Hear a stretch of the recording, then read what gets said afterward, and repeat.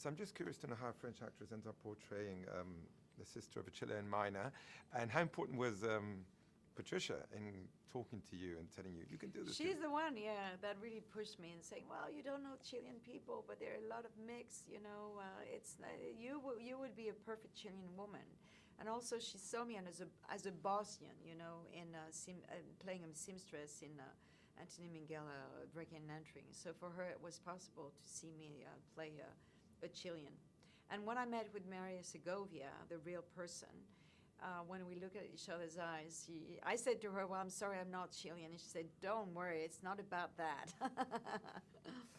The 33 takes place, story mostly we know underground, but actually it's equally important above ground. What happened there with the families fighting, with the politicians, with the people, the technicians. How important is that aspect of the story where your character is key, by the way? Well, it's really a key to the story, because if there were not the women yelling and demanding justice and wanting to have information, never this story would have happened that way. You know, we never would have had a resolution, because nobody wanted to spend money to save 33 men. I mean, not the government. They were not involved because it was a private mine. And the owners of the private mine didn't know what to do, didn't have the money to do anything. And also because it happens a lot that a lot of miners, they die in mines. That's part of the game. But the thing is, because there was no security that was really done for this mine, it became, you know, very traumatic, because the laws were not there to protect the miners in these conditions. So the women yelling so much and being at the gates right on when it happened, as soon as they got information, and the journalists coming the next day, you know, the camera, and Maria Segovia was a very kind of a loud, she's a loud woman, you know, she speaks out loud her truth, she's natural in that way. And when the government saw the information coming out, then they came and they wanted to do something and used somehow this event to lift the whole community together. And they spent the money, they spent, you know, call the people, you know, put engineers into it, allowed help from outside to come and help, because they didn't know how to do it. There was a moment because the rock was so hard. So the women, they were she's a catalyst, Maria Segovia, the woman I play in this film.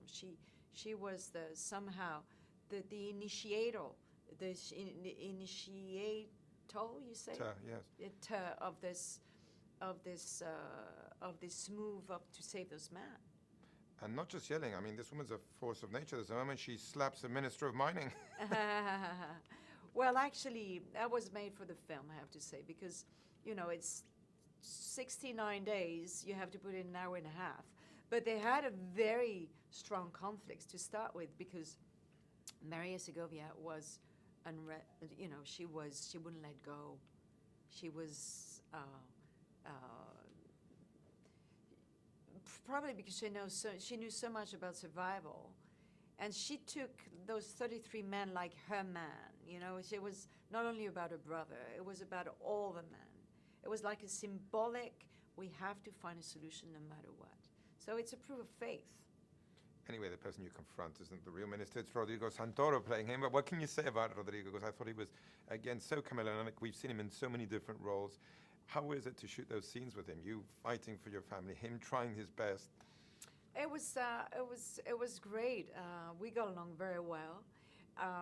The slapping scene, actually, it was kind of a surprise, because you know, I did it false, and it was not strong enough. And then they said, yeah, go for it.